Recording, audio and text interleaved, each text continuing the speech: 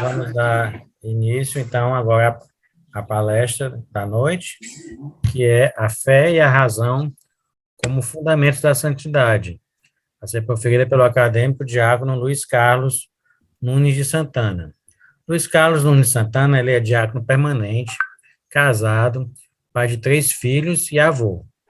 É fundador e moderador da Associação Particular de Fiéis de Direito Diocesano, a Comunidade Católica Passio Domini, licenciado e bacharel em filosofia, bacharel em teologia, mestre e doutor em educação. Autor de vários livros, entre eles Querigma, Anúncio da Palavra no Poder do Espírito Santo, Intimidade com Deus, A Vida de Oração, Jesus, Eu Confio em Vós, e Edith Stein e a Construção do Ser Pessoa Humana. Ele é ocupante da cadeira número 9 da Academia Brasileira de Agiologia, cujo patrono é Santo Anselmo. Então, bem-vindo, Diácono Luiz Carlos, a palavra é sua. Primeiramente, boa noite, uma alegria muito grande estar com vocês. Eu tenho enfrentado aqui uma grande luta na minha diocese, porque assumi uma missão confiada pelo bispo, mais uma entre algumas que nós temos aqui.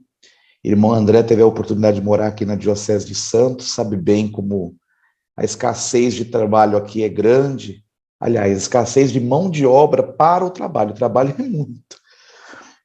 E por isso a minha ausência. Então, eu justifico aqui, diante da missão confiada, e manifesto ao mesmo tempo a minha alegria, a minha felicidade estar mais uma vez aqui na Abrage.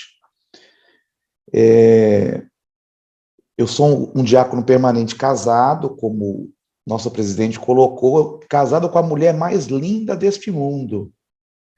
Eu comecei a namorar com ela no dia 29 de abril de 89, às 19h30, após uma missa na Basílica Santo Antônio do Imbaré, que, diga-se de passagem, precisa ser visitada por todos, aqui na orla da cidade de Santos, cidade na qual eu nasci e fui criado, mas sou filho de sergipanos. Os meus pais são sergipanos, são nordestinos, e eu tenho um amor muito grande por Sergipe. Fiquei aqui numa alegria com a notícia do nosso confrade José Pereira, porque eles são bem próximos aí de Itabaiana. Então, como eu disse, casado, tenho os meus netos, que é o amor fora do peito, quem é avô sabe o que é isso, e dedico a minha vida tanto como professor, sou professor de filosofia, na rede pública de ensino, também dei aula na pós-graduação, na universidade, e a minha paixão é a filosofia, e tenho uma outra paixão muito grande, conjuntamente com a filosofia, porque nasceram praticamente de forma concomitantes, a paixão por Edith Stein, Santa Teresa Benedita da Cruz, da qual ontem eu tive a honra de proferir uma conferência para o Congresso Internacional Carmelitano. Está aqui o Arthur, o Moisés também, que são da família carmelitana e estavam aí participando ontem no Congresso. Sei que tem outros também. Então, ontem eu dizia que eu me sinto um pouco carmelita, porque me sinto escolhido por Edith Stein. Eu narrava ontem a experiência que eu tive na Bienal do Livro, em que estudante de filosofia, geralmente o estudante na universidade, ele geralmente é duro, né? Não tem dinheiro, né? Comigo não foi diferente, não tinha dinheiro e fui para uma Bienal do Livro com aquela vontade de comprar todos os livros possíveis, e eu me deparei com um stand ali na EDUSC, Editora do Sagrado Coração, que na época era presidida pela irmã Jacinta Turrilo, uma das grandes propagadoras de Edith Stein no Brasil, e tinha alguns livros lá, e eu, fascinado por aqueles livros de Edith Stein, que um padre havia me falado, um padre bem conhecido aqui da nossa cidade, da Academia Santista de Letras, padre Valdemar Martins Vale, tinha me falado sobre Edith Stein, isso em 2002, e a irmã se aproximou de mim, uma religiosa, e disse: olha, percebo que você se interessa pela autora, não queres aí levar os livros, vou fazer um preço bom para você. e eu sem nenhum centavo no bolso, só tinha o dinheiro do pedágio, que é uma fortuna para descer a serra aqui, e para voltar para casa, e a irmã fez lá um desconto, olha, vai ficar quase 300 e tantos reais. Eu falei, meu Deus do céu, não tem um centavo mais. Muito obrigado, agradeci. E depois ela vai dizer assim, não, vou te dar um desconto maior ainda, me deu metade do valor de desconto. E aí eu já fiquei impressionado pelo desconto, mas não podia levar, agradecer. Ela olhou bem para mim e disse, eu penso que Edith Stein te escolheu, toma esses livros de presente, escreve sobre ela. E eu saí com um monte de sacolas lá de Edith Stein, da Bienal do Livro.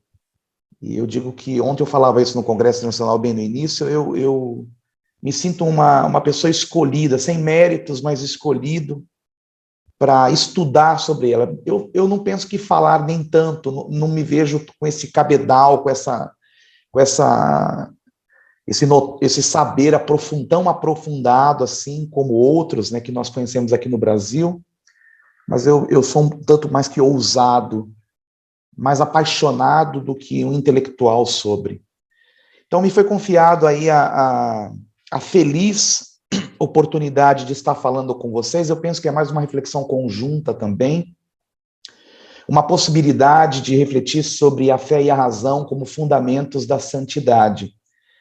E não pode ser tanto diferente, porque sendo professor de filosofia e gostando da área e tentando me aprofundar cada vez mais sobre a filosofia e sobre os filósofos, as correntes filosóficas e os interesses da filosofia, eu já manifesto aqui que a minha reflexão ela vai ser pautada de forma aí tecida, de tal forma a estar intercalada com a própria filosofia, porque é tema da filosofia, é interesse da filosofia, o aspecto racional, assim como inteligível, assim como também a fé, são interesses da filosofia.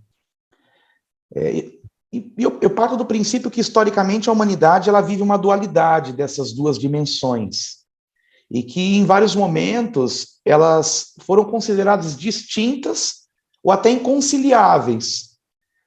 E aí eu pensava numa perspectiva frankiana, pensando no Viktor Frankl, que apresenta o ser humano como um ser multidimensionado. Eu gosto dessa expressão do Viktor Frankl, da multidimensionalidade do homem. Até aquela comparação dos aspectos básicos das dimensões humanas, como a dimensão biológica, a dimensão social, a dimensão política e a dimensão religiosa. Se nós usássemos como de forma análoga a uma mesa, por exemplo, com 4 pernas, se você tirar uma das pernas desta mesa, você irá enfraquecer a mesa.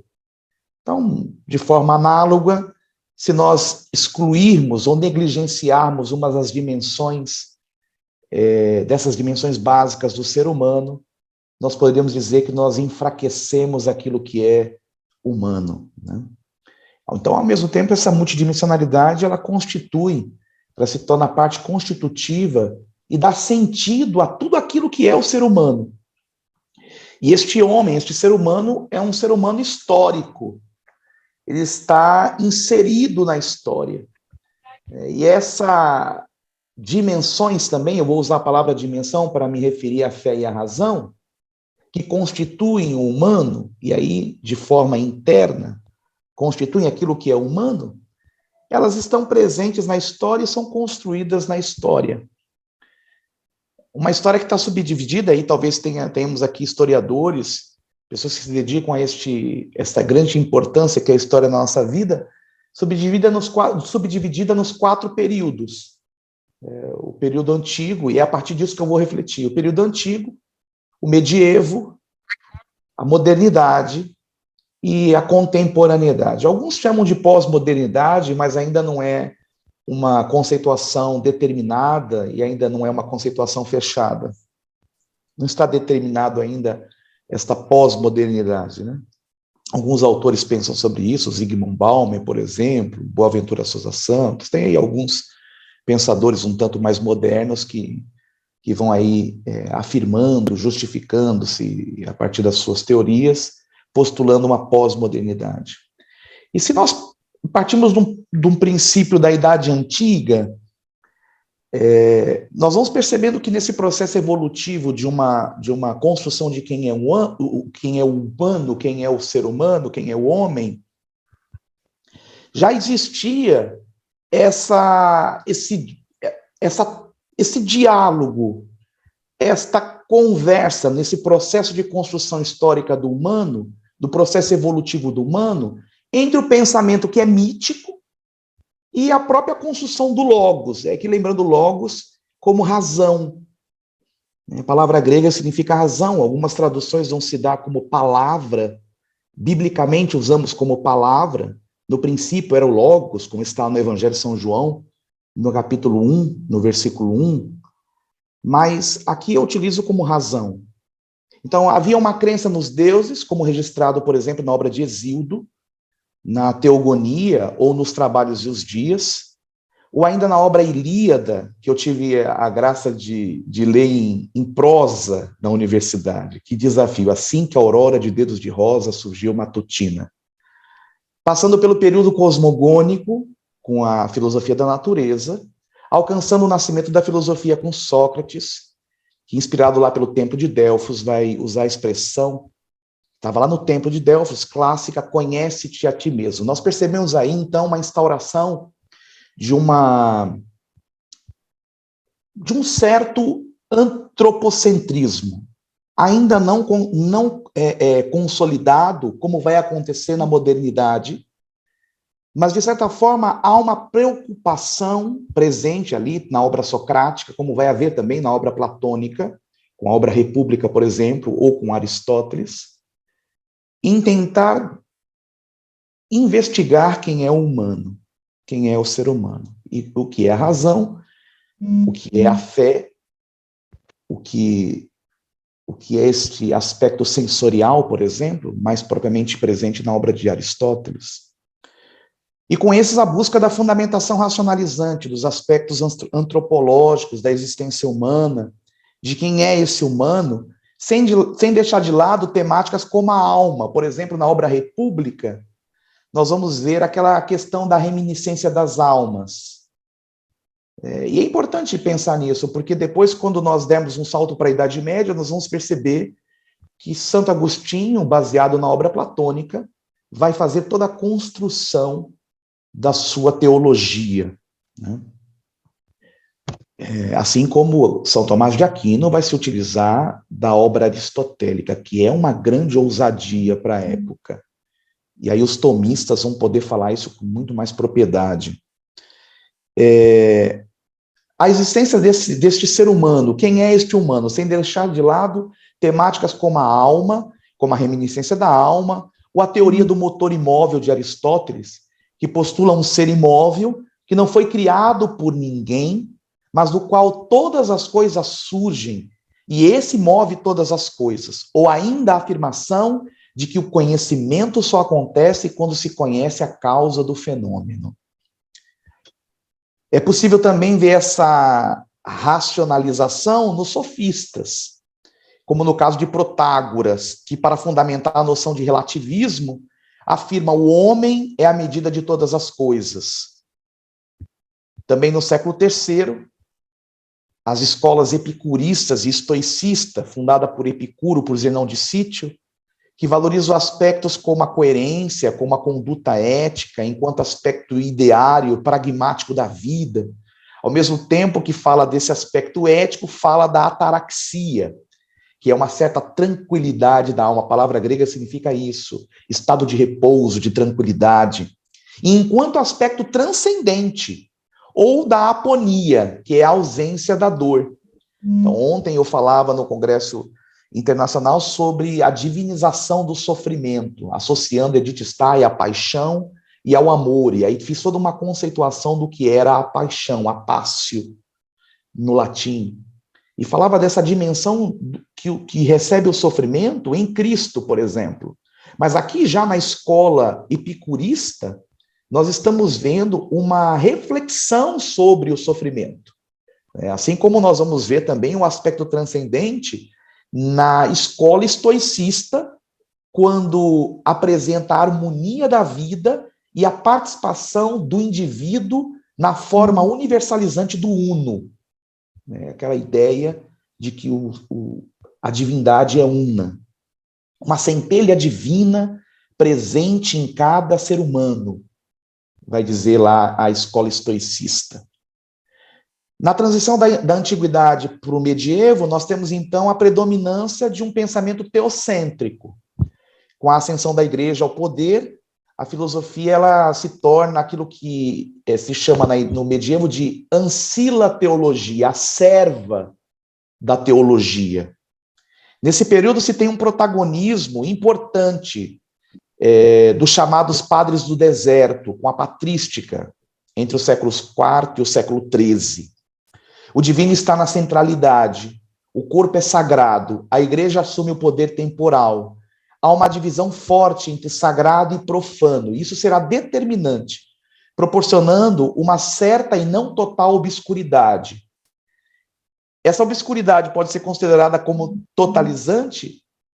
Essa certa obscuridade pode ser considerada como totalizante, haja vista o movimento racionalizante científico que tem a sua origem no berço da igreja. Então, enquanto as pessoas afirmam de um certo período obscuro da Idade Média, do medievo, eu tenho falado em muitos lugares mas como é que pode se a grande maioria dos cientistas eram religiosos?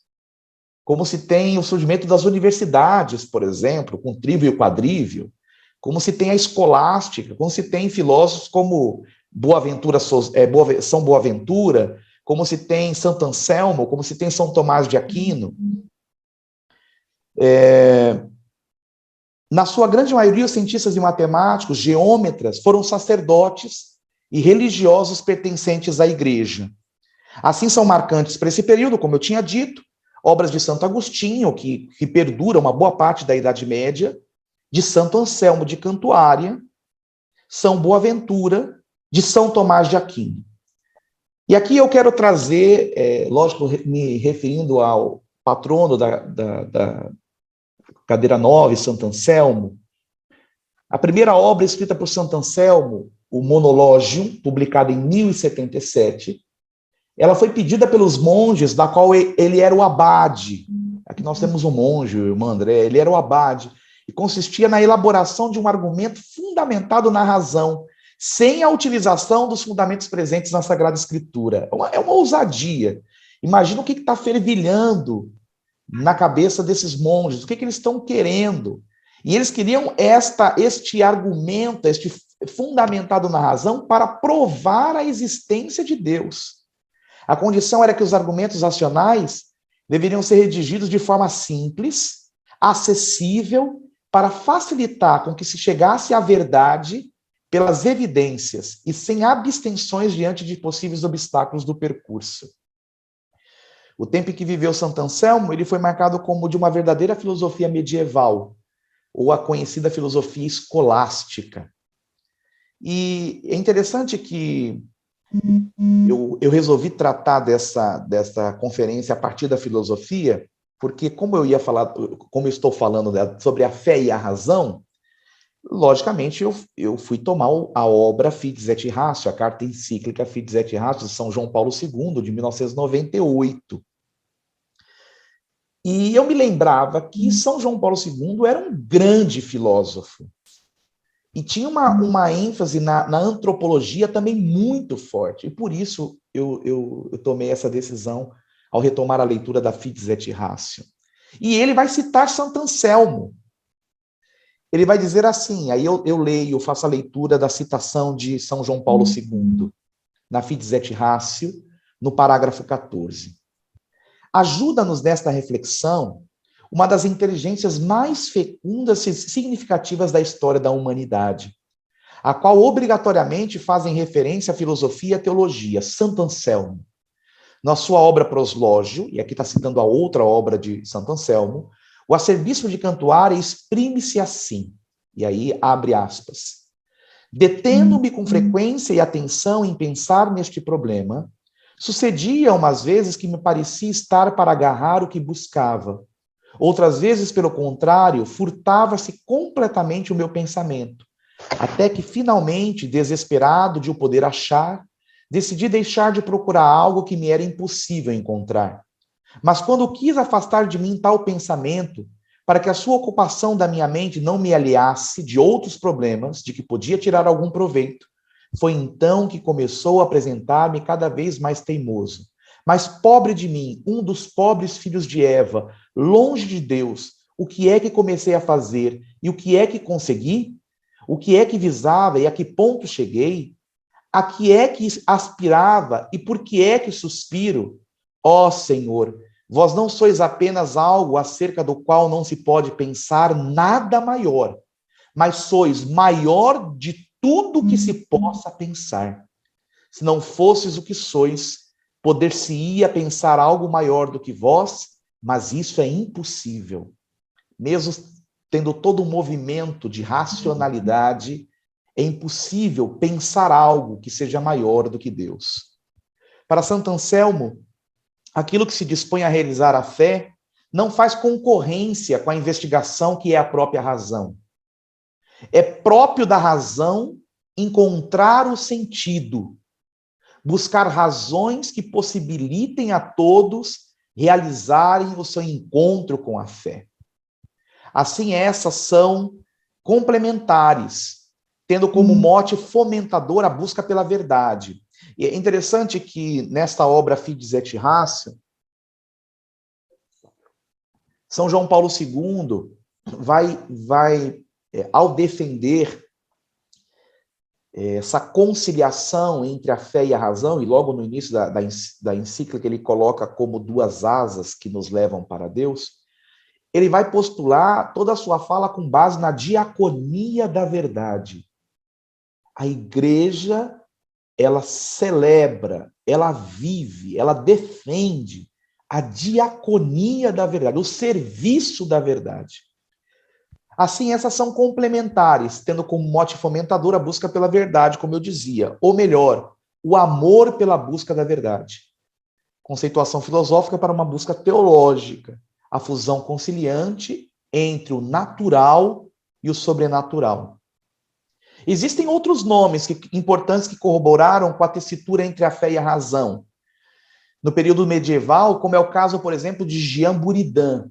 Não sei se vocês já conhecem, ouviram falar, um sacerdote, professor na Sorbonne, no século XIV, físico e matemático, que desenvolve uma tese sobre o movimento dos corpos. Século XIV.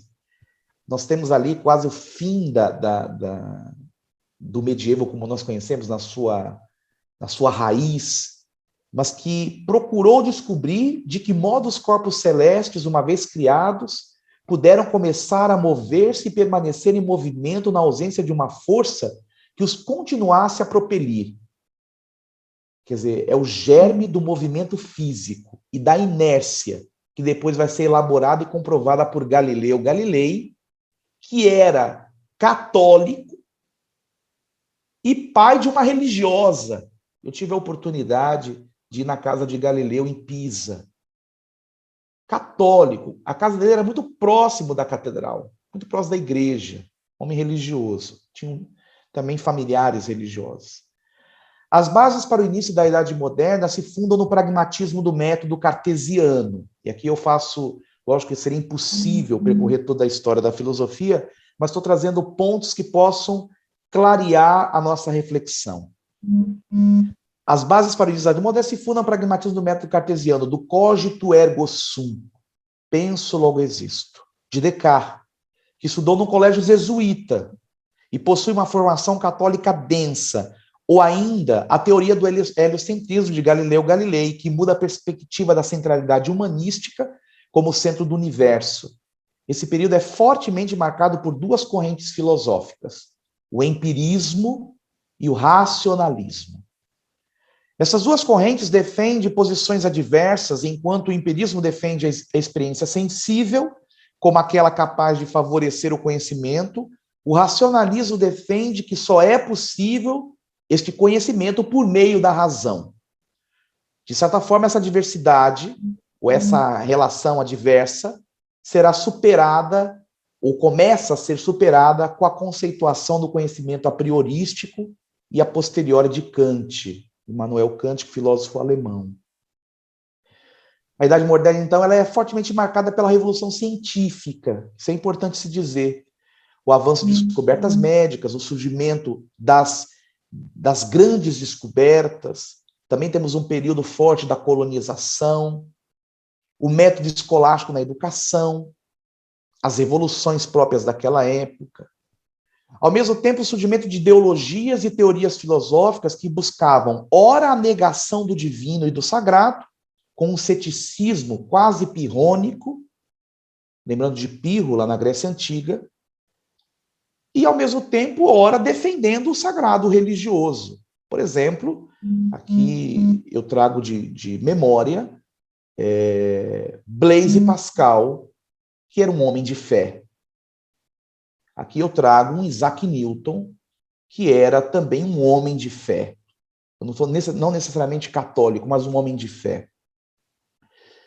Então, nós temos aí os grandes modernistas, que estão na efervescência da razão, contudo, preservam a fé como uma prática de vida. Interessante.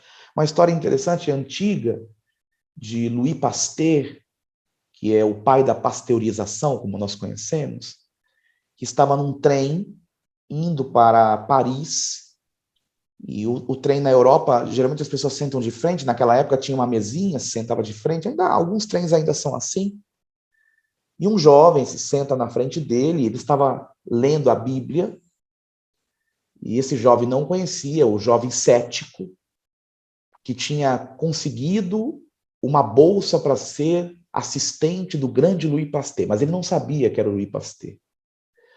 E ele começa a criticar o Louis Pasteur por estar lendo a Bíblia. Onde já se viu, neste tempo, alguém perdendo tempo com um conto de fadas, com um livro que não tem importância científica, que não tem base científica, e o Louis Pasteur começa a instigá-lo, a conversar com ele, e ele começa a dar as razões pela qual ele não acredita na Bíblia, e quando eles encerram o assunto, já chegando onde era o destino, ele pergunta qual é o nome daquele senhor que lia a Bíblia, e ele responde, sou Louis Pasteur. Ele ia ser assistente daquele homem que era o grande cientista, mas que estava lendo a Bíblia. A Idade Moderna é fortemente marcada pela revolução científica, o avanço das descobertas médicas, como eu dizia. Entre os séculos XIV e o século XV, a Igreja passa por uma grande tempestade. Seus valores passam a ser contestados. Os sacramentos e os dogmas também, com a Reforma Protestante, o Calvinismo, o Luteranismo, o Calvinismo e o Anglicanismo. Mas também nesse período nós temos a Contra-Reforma, com o surgimento dos jesuítas, a Companhia de Jesus, o avanço missionário com a cristianização das colônias, o movimento de reforma religiosa, como no caso do Carmelo Descalço, com Santa Madre Teresa d'Ávila, com Santo Padre João da Cruz. Eu imagino o tanto de incompreensões que eles passaram de verdade diante daquilo que acontecia com a reforma. Então, quando eles propõem uma reforma interna, uma conversão interna, imagina o tanto de que São João da Cruz vai viver realmente o cárcere, vai apanhar por causa disso, pela incompreensão, pela não aceitação. São fortes influenciadores da mística católica, da interiorização, da direção espiritual e da vida sacramental. E aí o período contemporâneo, que se configura como o mais polifônico. Eu coloquei polifônico de propósito, porque, meu Deus, quantas vozes, quantos sons e quantos ruídos também.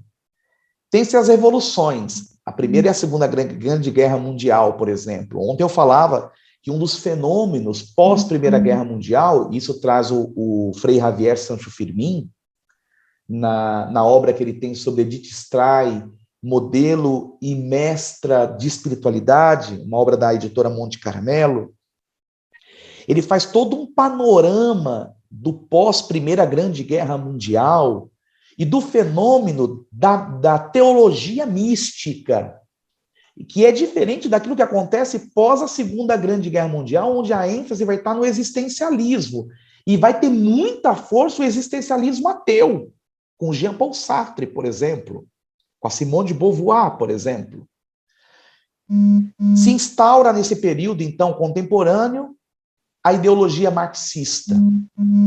Na transição, né? Influenciada pelo Ludwig Feuerbach, do século XIX, com a busca do materialismo histórico dialético, como fundamento das relações comerciais, profissionais e familiares.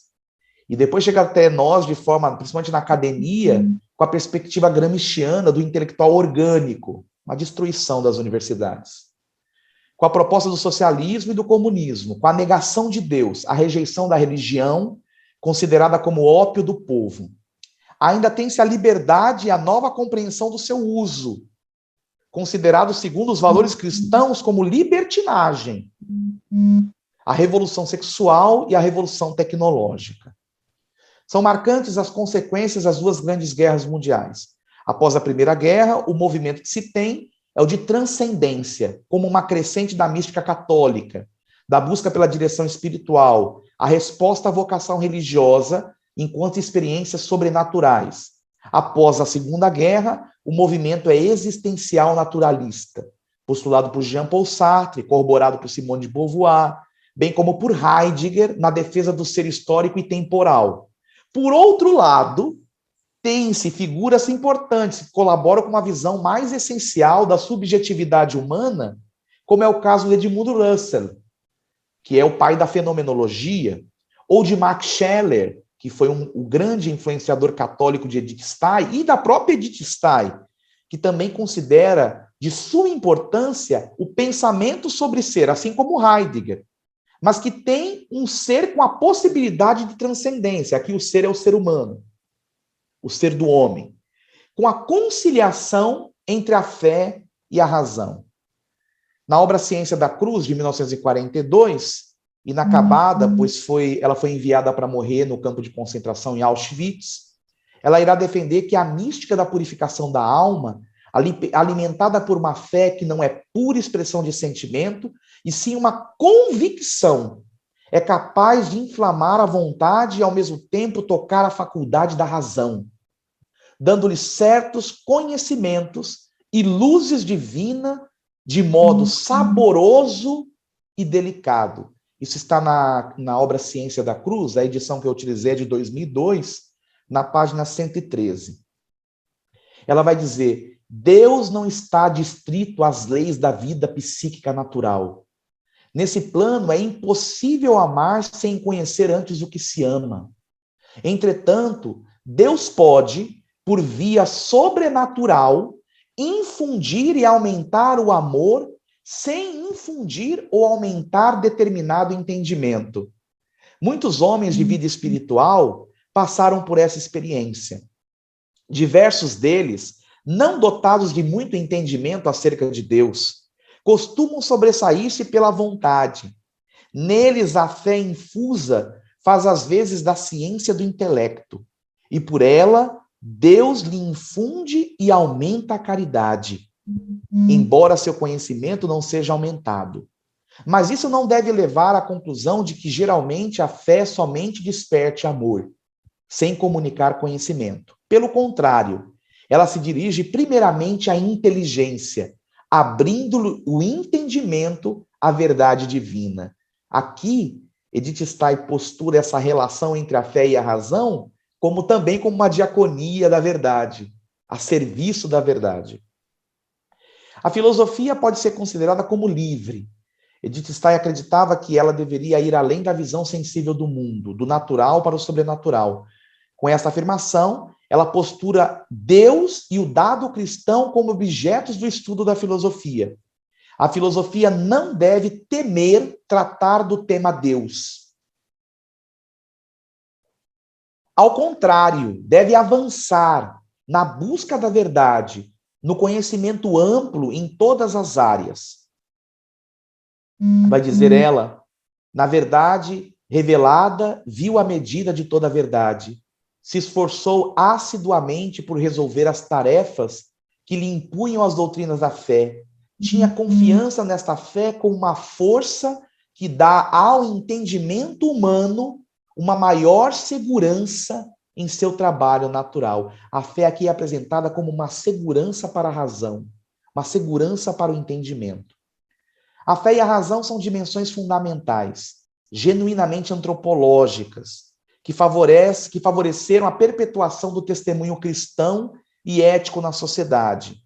Essas se fortalecem, conferem segurança a toda atividade humana. Nós percebemos também no século XXI, entretanto, sob a égide da evolução célebre da tecnologia digital, que não é inimiga da fé, diga-se de passagem, e muito menos da razão, o discurso da diluição dos valores humanos, consequentemente dos conceitos e fundamentos que embasam a fé e a razão. Um dos protagonistas dessa análise da diluição é o sociólogo Zygmunt Bauman. Eu, na minha tese de doutorado, eu trouxe um tanto essa reflexão, esse debate entre a formação postulada, o Bildung em alemão, a formação postulada por Edith Stein enquanto processo de autoformação e busca de solidez, em detrimento da liquefação dos valores e das estruturas humanas, sociais, que é defendida pelo Zygmunt Bauman, que irá afirmar que a finitude a qual o homem está condicionado, necessariamente, naturalmente, vai sendo escondida ao longo da vida. As pessoas têm medo de falar da finitude, de falar do fim. As pessoas têm medo de falar da morte. E aí eu me lembro de Santo Afonso Maria de Ligório, que vai dizer assim que eu penso na morte quem pensa na morte todos os dias está preparado para o fim. A morte deve estar, ou então São Francisco de Assis, que chamava a morte de irmã, minha irmã morte.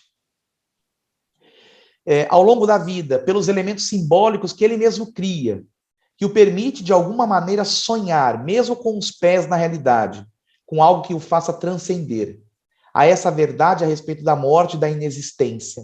Para não pensar no fim, mas certo de que esse existe, o homem cria mecanismos de subsistência contínua, a longevidade, ao mesmo tempo a busca incansável por deixar marcas de existências individualizadas que alimentam as sociedades, que, por conseguinte, retroalimentam os novos indivíduos.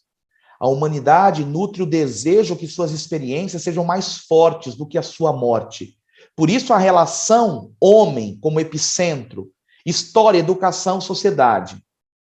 Na falta da razão ao homem, ele é sagaz, habilidoso, detentor de conhecimento. Não falta razão ao homem, perdão. Ele é sagaz, habilidoso, detentor de conhecimento capaz de assegurar sua sobrevivência. No entanto, o conhecimento necessário para a resolução dos seus problemas está embebido em argumentos falaciosos a respeito do verdadeiro potencial que esse homem possui, tolhendo a sua possibilidade de emancipação.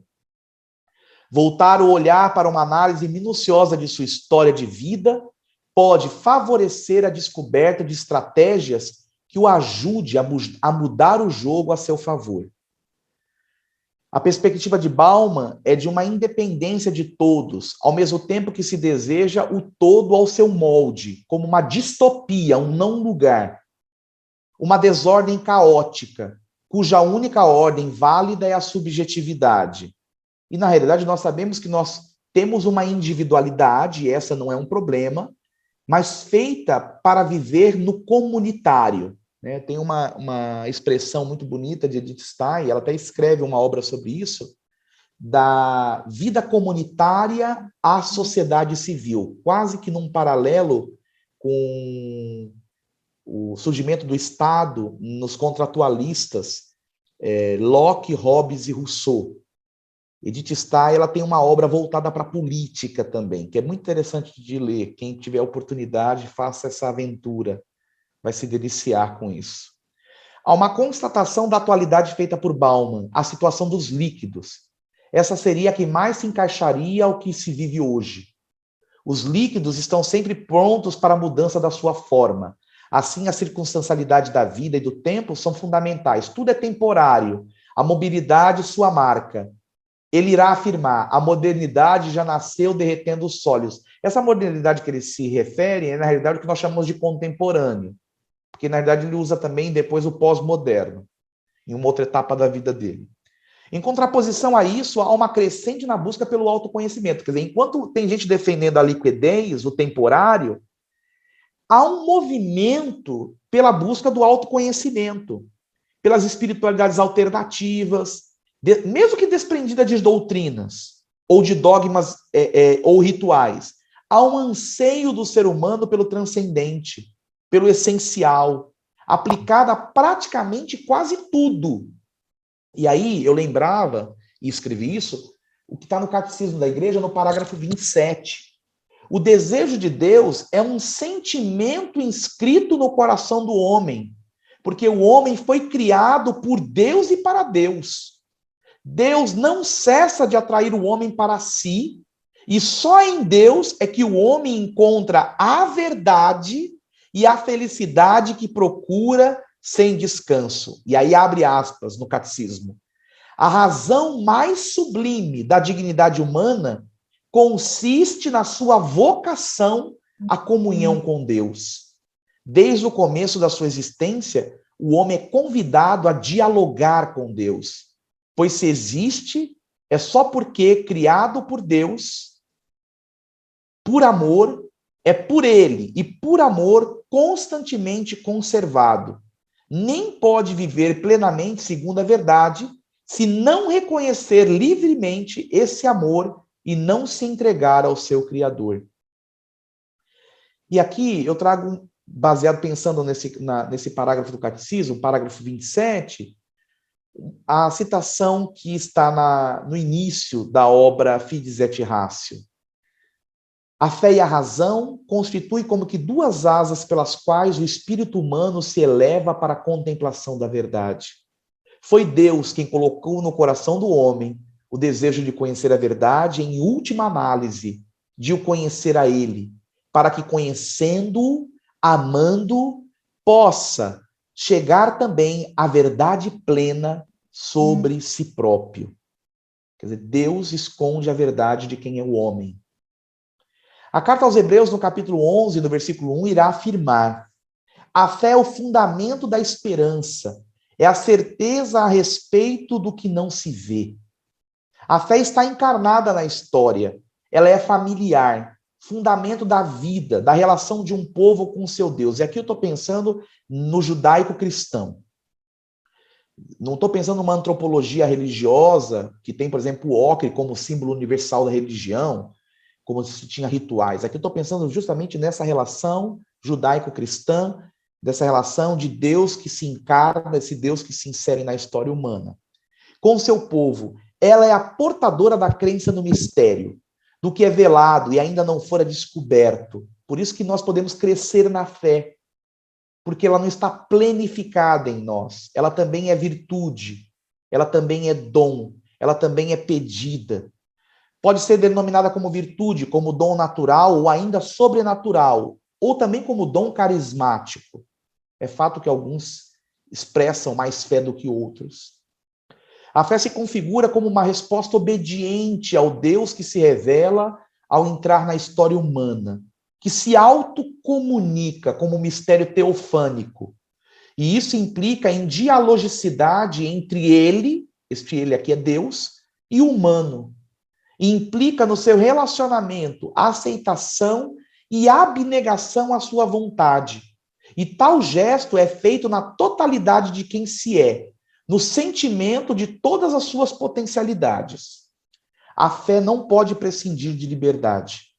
A aceitação, o acolhimento de revelação divina é um ato de liberdade, que provoca uma ação.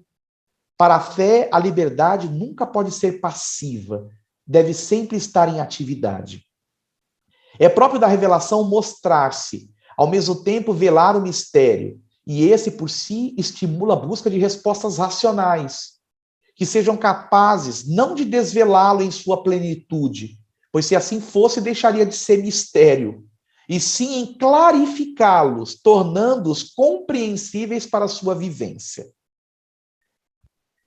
E aí eu trago de novo uma citação de São João Paulo II, agora falando sobre a razão. A capacidade reflexiva do intelecto humano permite elaborar, através da atividade filosófica, uma forma de pensamento rigoroso e assim construir com coerência lógica entre as afirmações e coesão orgânica dos conteúdos um conhecimento sistemático. Graças a tal processo, alcançam-se em contextos culturais diversos e em diferentes épocas históricas resultados que levaram à elaboração de verdadeiros sistemas de pensamento. Historicamente, isso gerou muitas vezes a tentação de identificar uma única corrente com um pensamento filosófico inteiro. Mas nesses casos, é claro que entra em jogo uma certa soberba filosófica, que pretende arvorar em leitura universal a própria perspectiva e visão imperfeita.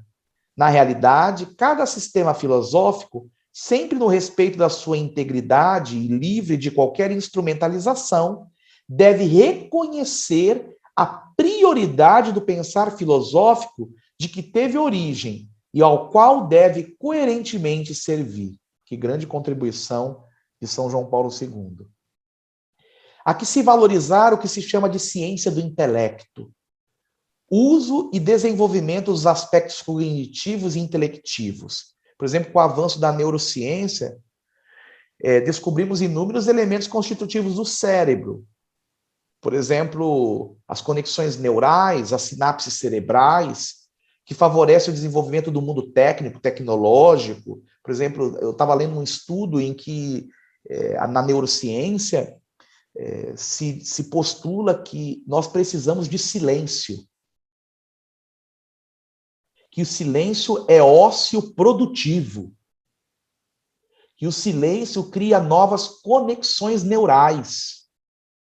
Isso é fantástico. Contribuindo diretamente para os hábitos mais saudáveis, para menos sofrimentos físicos e, ao mesmo tempo, para a longevidade, valorando a amplitude de sua análise da verdade, que contemple todos os anseios dos corações, a saber, a verdade da vida pessoal, do ser e de Deus. Na verdade, eu digo assim que mesmo com a neurociência, que é outro fato também interessante, se tem estudos de como a fé colabora com a celeridade na cura física. As pessoas que têm fé são curadas mais rapidamente. Conseguem êxito em tratamentos muito sérios.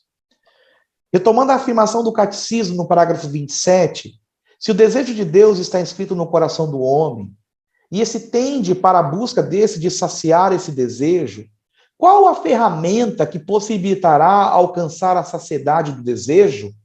E aí eu digo, penso ser a fé. Se esse desejo inscrito no coração humano faz com que o homem, ao encontrá-lo por meio da fé, configure-se a Deus, logo é possível também afirmar que o que existe no coração humano, essa vocação, é também um desejo pela santidade. É por causa da fé e é por causa da busca de dar sentido, respostas à nossa fé, que, de certa forma, nós estamos sendo inseridos na busca da santidade. E aqui eu entendo aquela expressão de Santa Teresa Benedita da Cruz, de Tistai, que ela vai afirmar que aqueles que buscam a verdade, mesmo sem saber, estão buscando a Deus. Então, aquele que está na via racional, intelectiva, com uma reta intenção da busca da verdade, mesmo sem saber, estão buscando a Deus. E se estão buscando a Deus, estão buscando a santidade. Diz o Papa Francisco, na Gaudete et Exultaste. Para ser santo não é necessário ser bispo, sacerdote, religiosa ou religioso. Muitas vezes somos tentados a pensar que a santidade esteja reservada apenas àqueles que têm possibilidade de se afastar das ocupações comuns para dedicar muito tempo à oração. Não é assim. Todos somos chamados a ser santos, vivendo com amor e oferecendo o próprio testemunho nas ocupações de cada dia, onde cada um se encontra. És uma consagrada ou um consagrado? Sê santo, vivendo com alegria a tua doação. Estás casado? Sê santo, amando e cuidando do teu marido, da tua esposa, como Cristo fez com a igreja. És um trabalhador, pensamos aqui em São José Maria Escrivá, que deu tanta ênfase ao trabalho, como santificação na vida cotidiana. Ser santo, cumprindo com honestidade e competência o teu trabalho ao serviço dos irmãos. És progenitor, avó ou avô, ser santo, ensinando com paciência as crianças a seguirem Jesus. Estás investido de autoridade, ser santo, lutando pelo bom comum e renunciando aos teus interesses pessoais. Utilizando-me dessa expressão do nosso Papa Francisco, nessa sua grande contribuição com a santidade, eu só posso dizer que aquele que tem fé e aquele que tem pleno uso da sua razão, de forma conciliares, estão neste caminho de santidade inseridas na vida cotidiana.